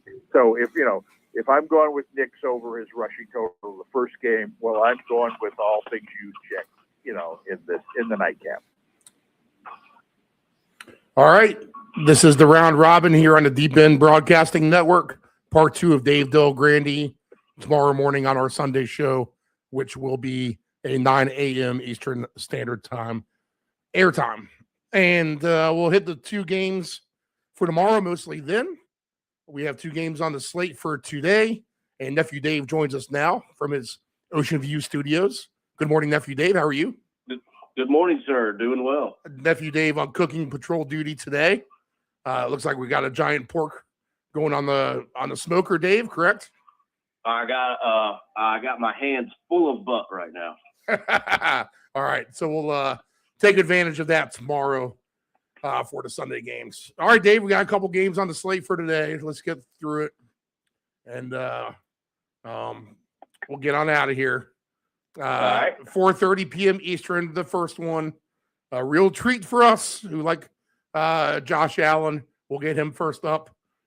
Play the Denver Broncos. The Bills were a 1.5 point favorite, and now has swung to Denver minus 1.5. And now the over-under is down. Look at this. Now down to 45.5. So the total is dropping. Weather not an issue. 40 degrees, very light wind, no precipitation, apparently. And shorthanded will be the Bills with their various injuries on defense, their wide receiving core, which let's be kind of quite honest about that. Hasn't been the greatest anyway. So is that maybe a little overrated? And the Broncos kind of coming in here very well rested. They've played 3 games in, I think, 30-something days. And the Bills, this will be their 5th game in like 25 or 26 days. How about that? So if you think the war of attrition is real, this is a big upper hand for Denver today. Mentioned it on the show all year long. It compared to just last season, in which, if you want to go back to that playoff game, remember it was a full throttle by the Bills at home over Denver. I mean, they killed them with basically the same team they got going today. So keep that in mind. And, if you're Bronco ownership, there's been plenty of times where you look at yourself or look at your buddy up in the box during a Bronco game, and you just say to each other, weren't we a funner team last year? That hasn't been able to translate onto the field. Fun meaning points scored, higher scoring game, lots of offense, the things that get fans excited. And the Bills are hit or miss as far as that's concerned themselves. So interesting game here. It was kind of funny how the later seed was the favorite. And now is flip-flopped to Denver. I just can't help to think that somehow Josh Allen I've seen this dog and pony show before, where it's the one-man band, all against the odds, and then you think it's finally going to catch up with them, and what do? They pull a rabbit out of their hat, and they somehow find a way to win. Why do I just think that's what's going to happen with Josh Allen today? And the Bills advance. I'll tip my cap tomorrow. I think this is kind of written in the stars for a Patriots-Bills Part 3. How dramatic would that be for an AFC championship game, to be honest? That would be as good as it gets. So somehow, some way, Nephew Dave, I think the Bills pull this off today, and I expect this to be, I think, a higher scoring game. Now I see this total dropping. I said it earlier on the show. Buyer beware of how these point spreads maneuver. If they are indeed dropping, that might be trying to lure you to go into that direction when the over may be the better play all along. We'll talk props in a minute, but what are your gut instincts about this game, Dave? Yeah, Steve, I would have to agree with you. I mean, he's going to have to be Superman yet again. And we've seen it. We've talked about that receiving core all year for Buffalo on the show, and we've referred to it as a room full of threes. And so what I mean by that is a room full of number 3 receivers. It was never that great anyway. So, Steve, it's going to have to be a guy that I really like today. I think is going to have to be involved is Cook and Josh Allen. I think are going to have to be the guys getting it done for them today. Of course, they have Shakir, but I mean, you just can't trust it. I think we do see a higher scoring game. Also, that's if the Broncos offense can get going. We've seen them stall out throughout the season too, so they've had a bye. What are they coming out with? That is my question. Are they going to be that team that can get it going? Or are they going to be stuck in the mud a little bit in maybe the first quarter, maybe even the first half coming off the bye? Right, a little rusty. You've got a yep. Buffalo. Yeah, you got a Buffalo team that's ready to roll. So I think it's going to be a great game. I think we're in for a really nice treat here at the early window. Maybe Buffalo even first half if you like them might be the better play. Yeah, yep. Interesting. All right, let's get through some numbers. I'll get to that halftime line in a minute. Let's look at the receiver numbers first. We have, with the low hangers, Adam Troutman, 5.5. Mims Jr., 12.5. Keon Coleman, who's an interesting pick to me today, 20.5. Harvey is at 20.5. James Cook, 13.5. Dawson Knox, 21.5. Evan Ingram, 21.5. Brandon Cooks, you mentioned him, 29.5. Franklin, 20.5. For Troy Franklin, just 20.5. Pat Bryant, 34.5. Kincaid is at 37.5. Shakir is at 51.5. And Cortland Sutton at 54.5. Quite frankly, Dave, I can make a case for a lot of those overs. Oh, absolutely. I mean, that's I was listening to some other research, and I think guys have this idea that we're very limited to pick from. And a little bit of me agrees, Steve, but I think if this Bills team has got to get going, at least on the side of the Bills anyway, we have a lot of achievable stuff here. Like, we talked pre-show, and I said I wanted to do some unders today on these props, but how could I when these numbers are so low? Most of these guys, if you look at the books, they're in the 30s, Steve. How do these guys not get over these receiving totals if that's how you're going to go about it, and the Bills be successful? I think that just has to be the recipe. So I think the opportunities are there for these over props instead of the unders. Now, if you take 3 players for 30, you can get all kinds of decent little small payouts anyway. I mean, someone like Mims Jr., James Cook, Keon Coleman, all for 30 yards. $10 went to you, 416. All right. So I would recommend playing around with a few of those because I think you can get there for sure. Even if you wanted to do something like a Troutman for 10 yards or 15 yards, let's try him for 15 yards. Let's try Keon Coleman for 40 yards, which he got that one catch basically last week. And then let's just try Dawson Knox for like 30 yards, a plus 158. I mean, all that is reasonable. And that's at 28-1 odds. Yeah. Look at this. Not calling. Special guest in studio. Oh, we've got a role reversal today. Shut up, Dave. A little Fuck role you, reversal today. We have the Ant-Man live. We'll go ahead and pipe him in here on the extra camera. All right, There you go. He's got his keyboard right in front of it. see if I still remember how to do this damn thing. All right, so the Ant-Man joins us now, too. At least you get his eyes. That's actually a pretty good look for you on camera, Ant-Man. Oh, I appreciate it. Your head just barely above the it's like you're Mr. Confidential on the Bics. Mr. Confidential. All right, so we're talking Bills and we're talking Broncos, and we're going through the receiver numbers. So I think we both agree there's plenty to like there. And the rushing game, I don't know how. Now, trust me, RJ Harvey's been. No one was talking RJ Harvey before me, and I was on RJ Harvey right from the get go. Let's pay attention to this guy receiving, and he did really good at that, kind of out of the gate. He definitely has not hit his milestone a lot of times in which I played him, and to think that he's some sort of dominant rusher is far from the case to me.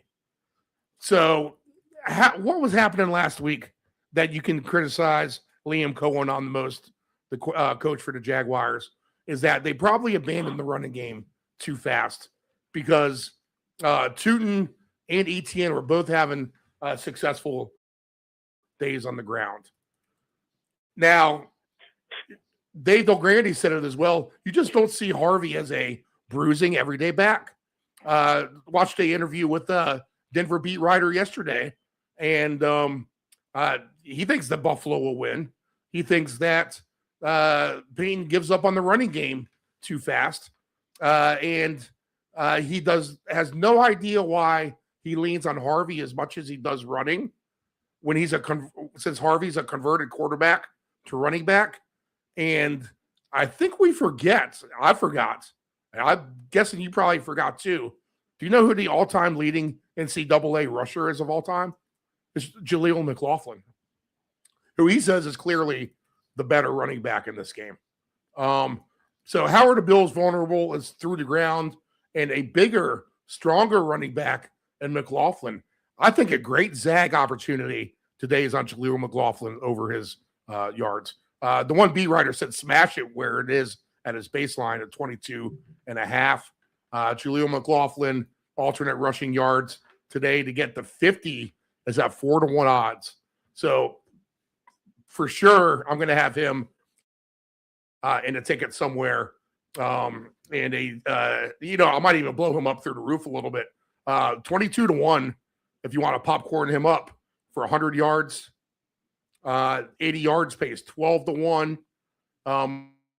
What if he just comes out and the Bills are getting run over left and right, and it's via Jaleel McLaughlin right off the bat? You think Sean Payton's going to abandon that? I don't know.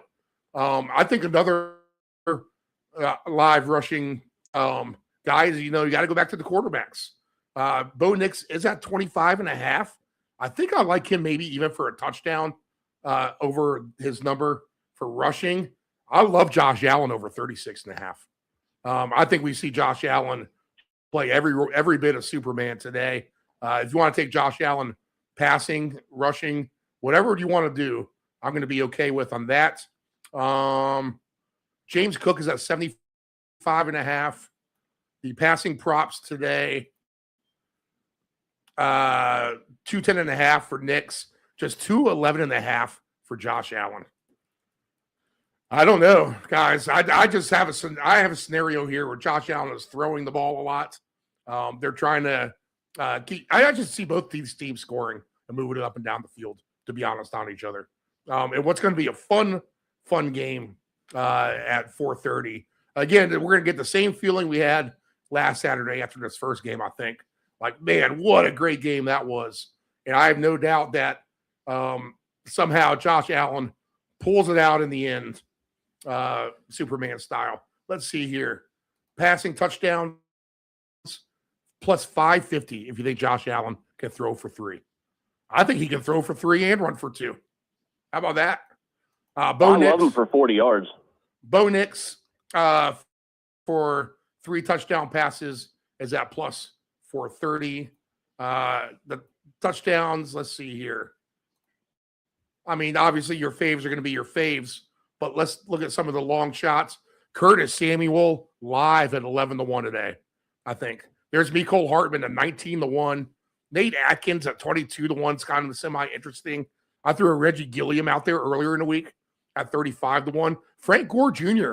getting involved a little bit more and more, especially if Ty Johnson is going to be out today, which it looks like he's listed. I have him at 7-1. Ray Davis 7-1, but Frank Gore Jr. is at 35-1. Mims, remember he returns punts, so he's always very viable for this. Plus 650 for him. How about my man Jaleel McLaughlin, who I just mentioned, plus 550 for a touchdown today? Wow, I like that better. Yeah. I like that better than Nix and Harvey, to be honest. Cooks is 5-1. Dawson Knox plus 450. Good number for Dawson Knox today. Anthony loves the first touchdown for Knox. Always 22-1 for that. Evan Ingram, he's disappeared, plus 390 for him. Troy Franklin, paying good, plus 380. Dalton Kincaid, you're getting 3-1 on today for a touchdown. Pat Bryant, 3-1. Shakir's plus 260. He's been undeniable with the targets to him.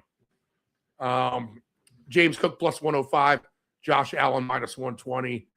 I'm wondering if I'm going to go back to the bet straight up for Josh Allen for 2. I got a no-risk token. I got 2 of them. I got one for 250 and one for 100. Don't know if I want to spend 350 on no-risk bets today or have the capability to. But a piece of me is considering plus 550 for Josh Allen for 2 touchdowns today. I got some sneaky guys for 2 touchdowns today, by the way. Allen, the most likely here for me. How about Jaleel McLaughlin today? 75-1 for 2 touchdowns. Want to do a little Jaleel McLaughlin, Josh Allen parlay for 2 touchdowns? $10 wins you $3,900. All right, Anthony. I'm with the Bills and the over. Nephew Dave gave his thoughts. What are you thinking? Well, I'm all for Buffalo. It's interesting you bring up, what's his name? Curtis Samuel? Yep. So it sucks because the only thing we can compare to is from last year when the Bills won 31-7. Guess who scored for Buffalo? Curtis Samuel. 3 for 68 in a score. And guess who also scored for Denver? Troy Franklin. The other thing you got to remember as well, and Franklin got that long bomb in the first play of that game, if you remember that as well. What you got to remember, too, with Curtis Samuel is he has that relationship with the Buffalo coach going back to the Carolina days. So that is his guy, the offensive coordinator. Now that he's lost his 2 other receivers, kind of slim pickings out there. Yeah. And I mean, there is favoritism there. There's no favoritism to Curtis Samuel. Curtis Samuel and Jaleel McLaughlin for 2 touchdowns today. Let's see.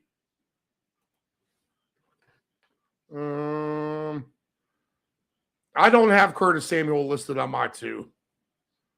But let's look at 1 touchdown for each of those guys. Let's just see what that pays. Because that's somewhat interesting and not very hard to accomplish in my mind, per se, in this kind of game. Let's see here. Samuel. While you're looking, yep. There's another tight end. So 67-1. I know Kincaid scored last week, and that's great. Obviously, I won some money from that, but he's still limited. They're going to be relying on Dawson Knox a little bit more as well. Of course, Kincaid's playing, but what's that other? Jackson Halls. Yeah, that guy. He scored 3 times this year. What's that number? Jackson Halls is at 11-1. Oh, that's sneaky good. I love that. I'll tell you what, you can do a McLaughlin, Jackson Halls, Curtis Samuel parlay, and $10 wins you $5,300 on that.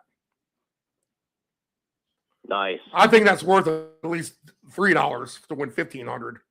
If your confidence isn't, there's $10 missing out of your account. You don't miss as many 3s missing out of your account, Right. And for a low hanger number, that's an interesting play.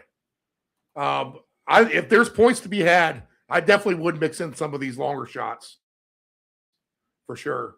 Your guy, little Jordan Humphrey, 8-1, Anthony. Little Jordan Humphrey. Wait, Elijah Moore plays for them? Elijah Moore, yep, 8-1. Where the hell did he come from? Probably been hurt, and here he is. All of a sudden, you realize he's back. So, Dave, official plays here for you? Yeah, I went with Knox and Sutton anytime touchdowns today. I got a couple more things going with some yardage. I got Allen for 40 and a score, and a couple guys for receptions. But my top play would probably be the combo of Knox and Sutton. Receptions has definitely been a sneaky angle. It's amazing how you need 3 or 4 guys for 2 catches and you come nowhere close. It literally is amazing.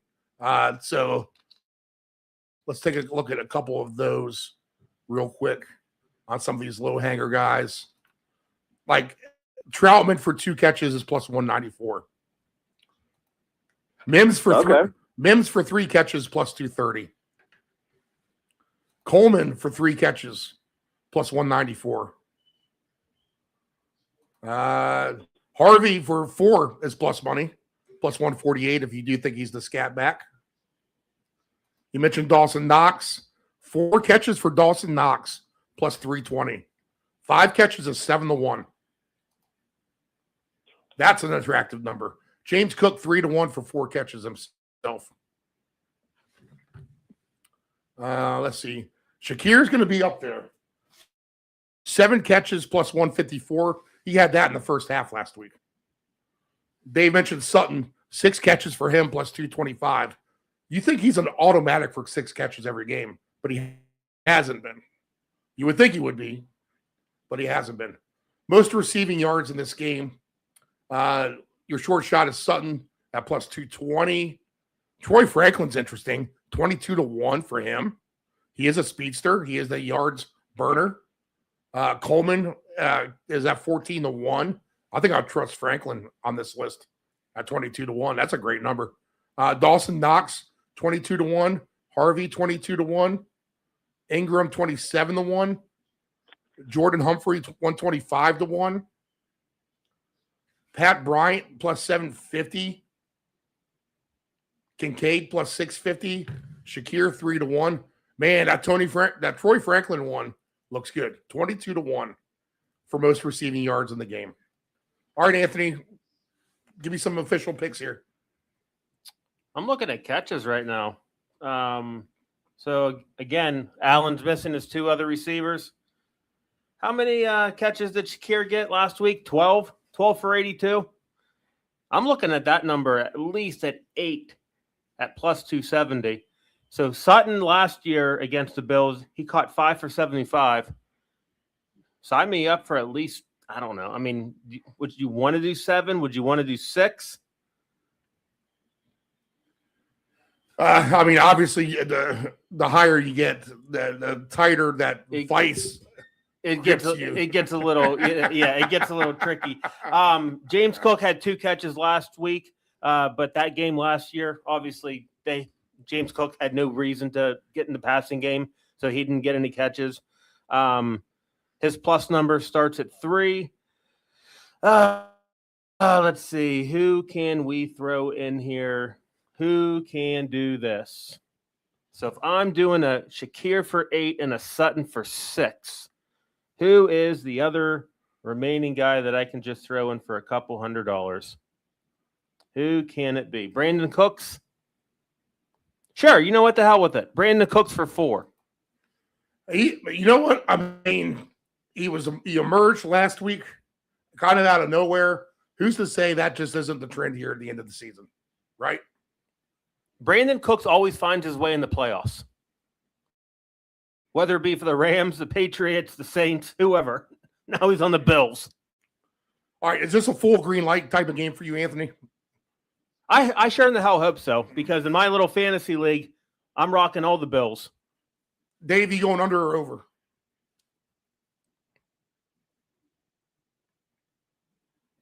I'm gonna go over in this one, I believe. All right, me too. All right, so 3 overs on this. All right, I got here's the deal. Back in the summertime, Kyle Juszczyk was cut by the 49ers. Basically, George Kittles went to ownership and said, you get him back on this team right now or I'm retiring. And the Niners immediately picked up the phone and re-signed Juszczyk. I could easily say, and last week's game showed it as well, but even for the winning streak that the Niners have had during the regular season, their biggest X factor has been Juszczyk. I mean, it comes through his blocking. It comes through his timely receiving. You're wondering, as we've been talking talking Tungus all week. And I've heard someone else say this as well, so I'm glad they're astute to it. Who's to say that it is Tungus and Kyle Juszczyk just doesn't fill that void a little bit more than we're thinking, you know? Because he's been the dependable type of superstar.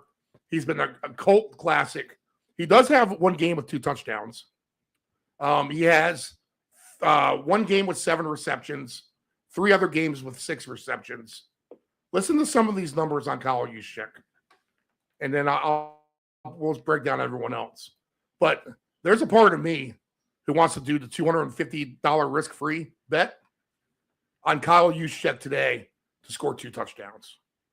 His odds for that are at, well, they dropped him off the board now. Can he jump back on this board? I'll be mad if I miss this. But they were 200. He was 125-1 for 2 touchdowns. I might have to look at the mobile app. I'm not seeing it on the desktop website right now. In fact, let me do this for prime gambling knowledge.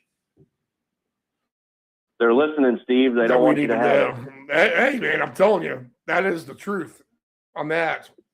So let me get the stupid app up. So while he's looking, so these teams played week 1 and week 18. San Fran won the first battle 17-13. And then, of course, Seattle just pummeled them 13-3. It was miserable. It's like watching that Patriot Ram stupid Super Bowl. I think you learn a lot by Juszczyk has dropped off the mobile app for 2. Damn them. They are listening. So in week 1, Juszczyk got 2 catches for 32 yards. Week 18, I don't think anyone did anything. But there was Kittle. There was Kittle. Now there is no Kittle. Now we got Tungus. Juszczyk's baseline is 13.5. His catches, and I'm mad about the touchdowns. 3-1 for 30 yards or more.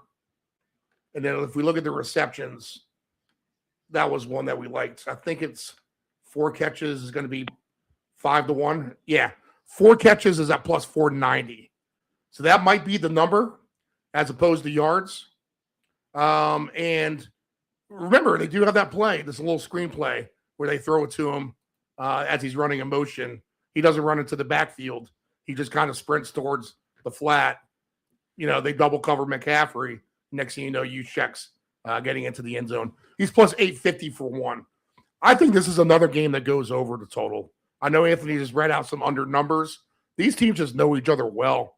And Shanahan, like Dave Delgrandi says, this is almost like a halftime adjustment just between games.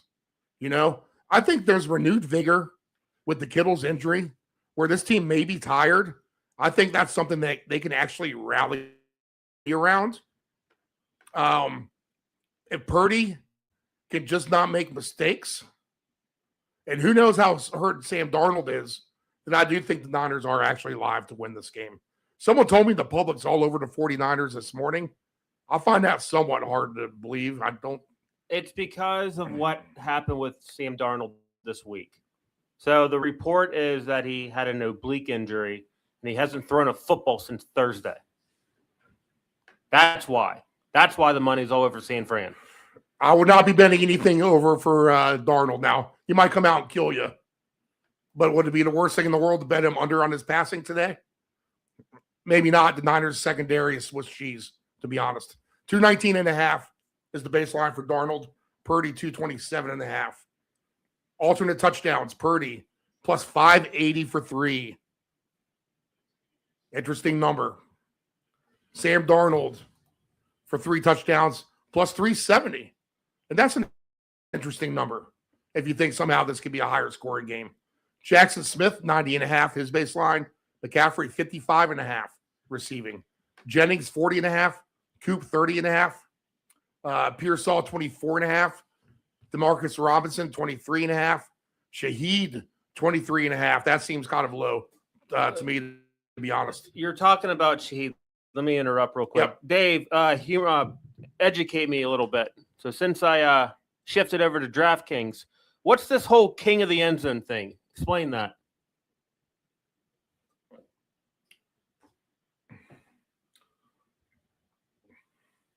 All right, do what? I'm sorry. I'm like, are you pulling to me right now? Yeah, he's paddling to me. It's me. Yep. You better be working on that damn smoker right now. That's your only excuse. That's what I was doing. All I was right, getting my liquid prep. All right, you get a pass before the PM. Explain the king of the end zone in DraftKings. So on DraftKings, it's a promo where you pick a anytime touchdown score. You can only pick one, but if they have the longest touchdown of the day, you split. I think today is $3 million in bonus bets. And tell me what you did. Tell me what you did again. I know I wasn't on the call on Sunday, but tell me what you did on Saturday. Who'd you pick? Last week I got it with who did I get it with? It was DJ Moore. I was gonna say I'll give you a hint. His DJ name's Moore. DJ Moore. And how many bonus bets you get, or how much money? I split. I got $337 in bonus bets off of that one. So the reason I bring this up is because if I think one guy's going to get the longest touchdown of the day, it's going to go to Rashid Shaheed. All it takes is one bomb. Even if it's a dump off. I'm going with Shaheed today. He's my king of the end zone. Yeah, if you're on DraftKings, you should be able to find that promo. I went with Coleman. Me and Steve talked a little bit about that as a sneaky play, so we'll see if he can get it done. Fair enough. Speaking of these two guys, this isn't the worst parlay. It's the popcorn, someone like Coleman and Shaheed. When I say popcorn, I mean take them on their various levels of their yardage receiving. If you do them both for 50,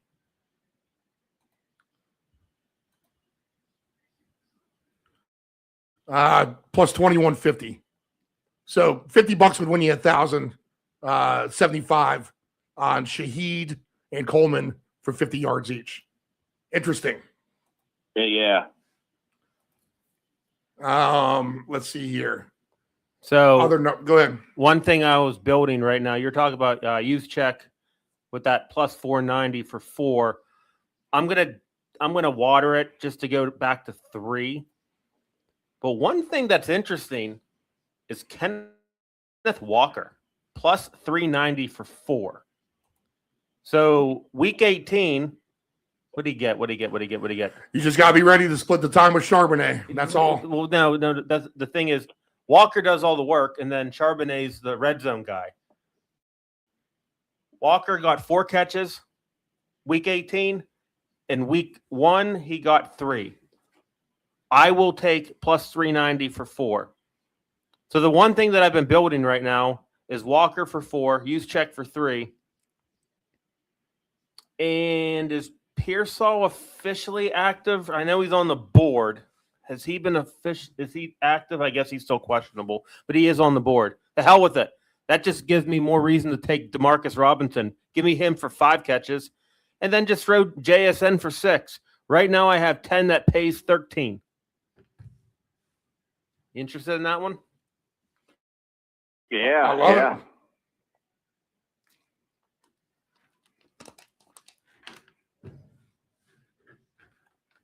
Sorry, reading doctor's notes for the family.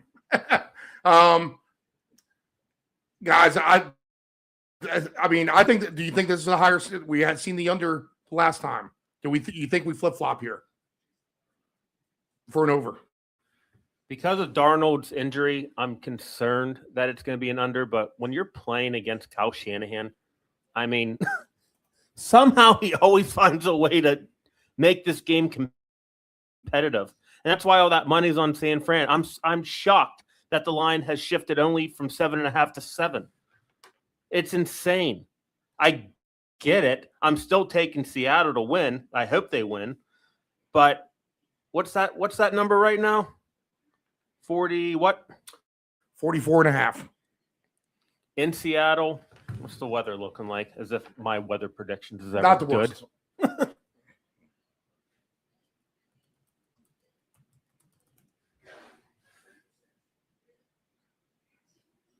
Well, internet's not working. It doesn't matter. It's probably going to be. It'll probably be misty. It'll probably be somewhat rain.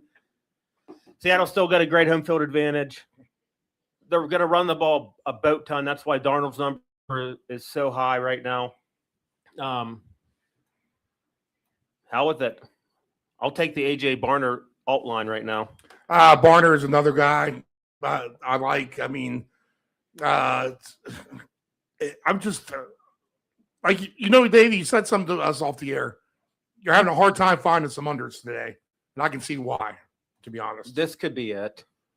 Now, look, guys, I think it was last year they said that every divisional game went under the total.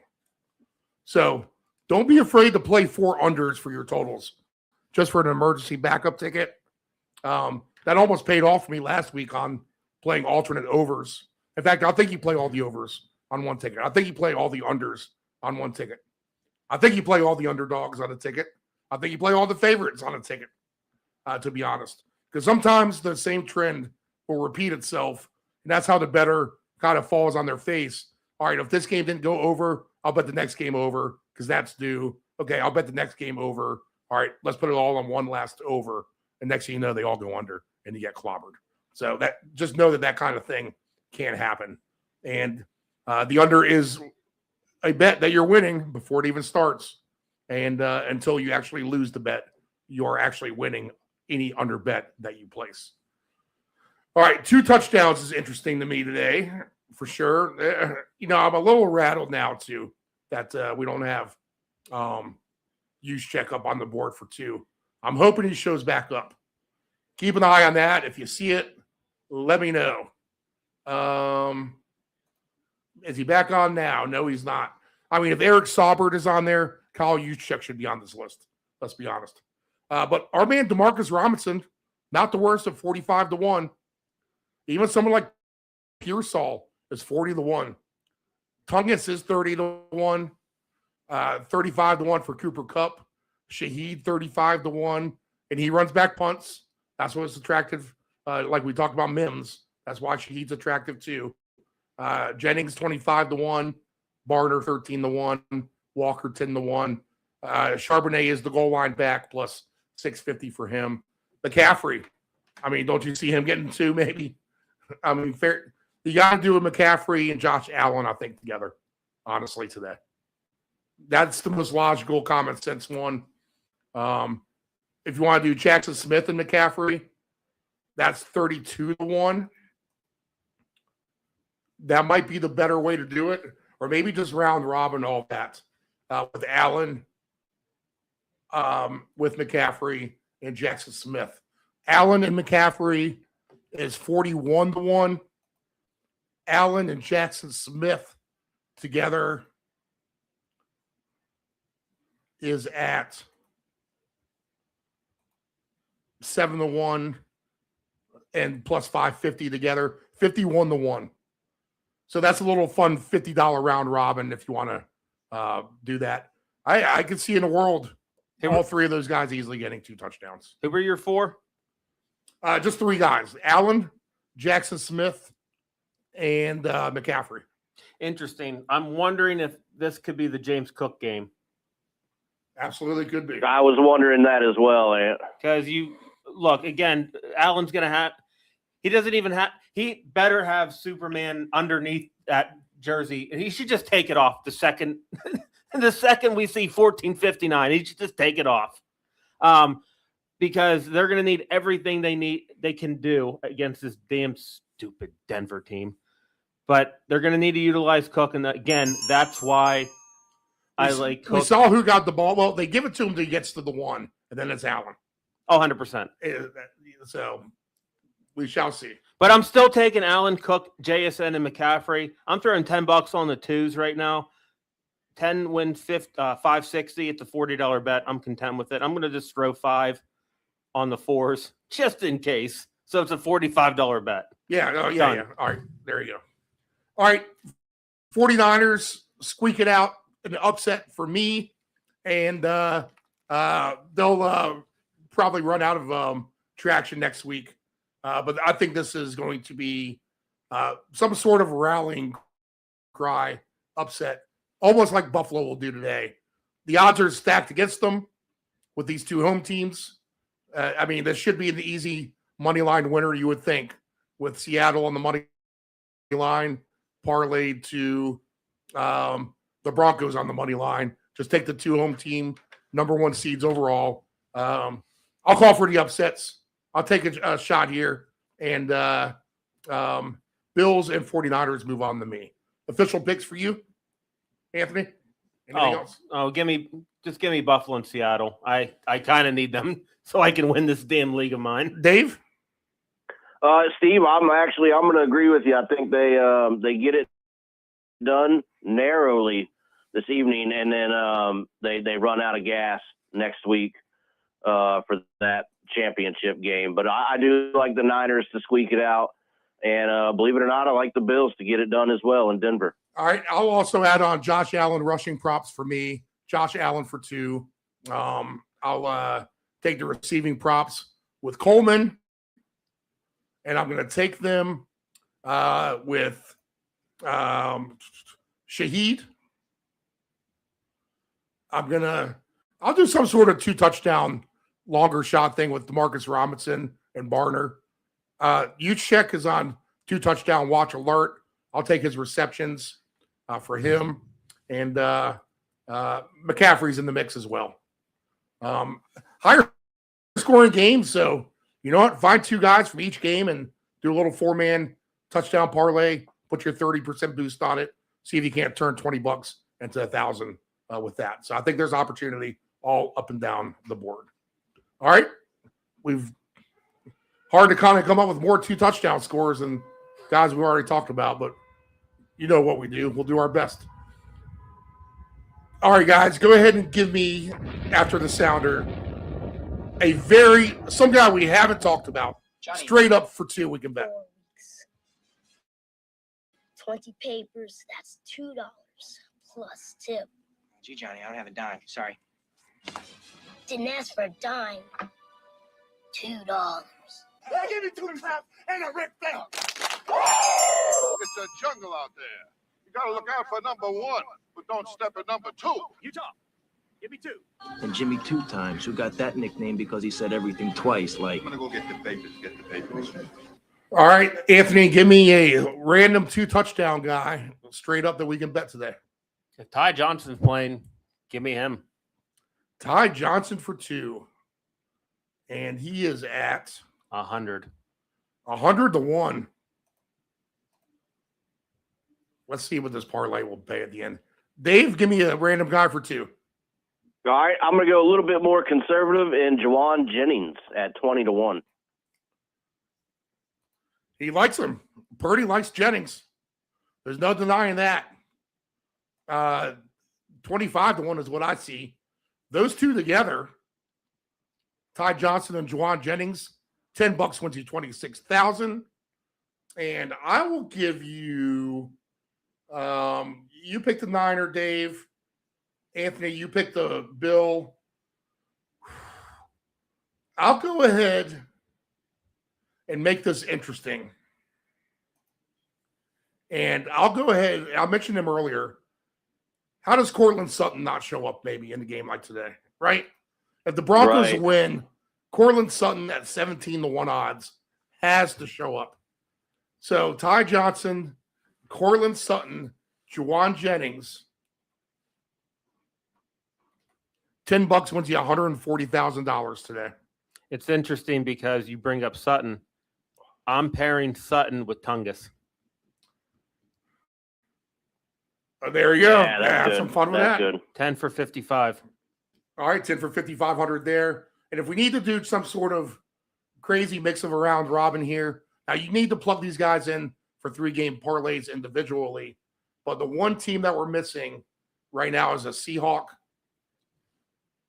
Then let's go ahead and just throw Jackson Smith on this ticket as well.